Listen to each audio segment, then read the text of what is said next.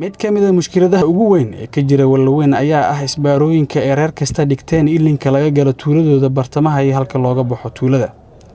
Si xal loogu helo arrintaas ayay maxkamadda ciidamada qalabka sida amartay in la qaado isbaarooyinka loona taxaabo xabsiga kuwa maalintan ay salfatay howlgalkan military oo ay fuliyeen urur ka tirsan guutada 7 ee ciidanka xoogga dalka.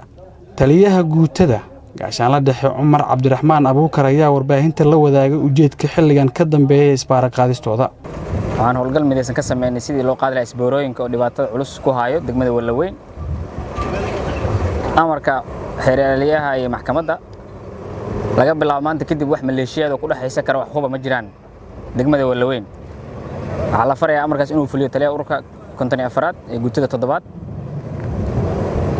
sidaa darteed waxaan codsanaynaa dadka shacabka inay kala shaqeeyaan si amni buuxa loo helo degmadan problemkeeda iyo wixii soo laabteen dad badan oo shacab ah waxba galabsanaa naftooda ku waayay aad iyo aad uga xunaa inta ku dhimata Allah u naxariisto inta dhaawacana Ilaahay caafiyo waxaan rajeyn doonaa insha Allah taala inta waxaas geysatay sharci in la waafaji doono iyadoo xeeralihiin la joogo taliyaha ururkan aan ka rabno inuu shaqadaas qabto qof allaala qofka degmadan dhibaato ku haayo in la dhaafsiyo rajeynayna insha Allah taala. Gaashaanle Maxamed Cabduqaadir Maxamed ku xigeenka xeerlaaliyaha guud ee ciidamada oo howlgalkan isbaara qaadista ah ku wehelinayay guutada 7 ee ciidanka xoogga dalka ayaa mar kale ku celiyay in ciidanka ay u idman yihiin badqabka dadka iyo dalka. waxaan maanta maaragtay soo kormeernay goobihii ay dhibaatadu ay ka taagneed awaamirta maxkamadda ciidamada qalabka sida Soomaaliyeed oo baxayna aan fiirinayn inuu fuliyo in kala.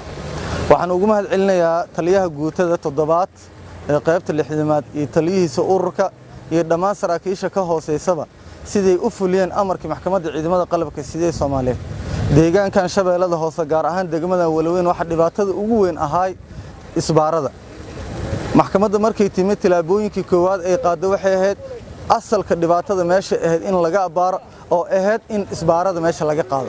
gudoomiye ku xigeenka dhinaca arrimaha bulshada gobolka Shabeellada Hoose ayaa kaga mahad celiyay dadaalka ciidamada xoogga dalka ay ugu guntadeen isbaara qaadista gobolka.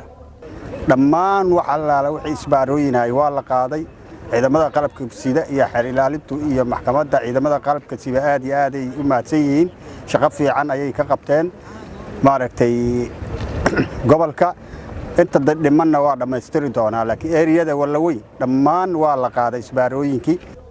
Abduqaadir Ciise warbaahinta qaranka Shabeellaha Hoose.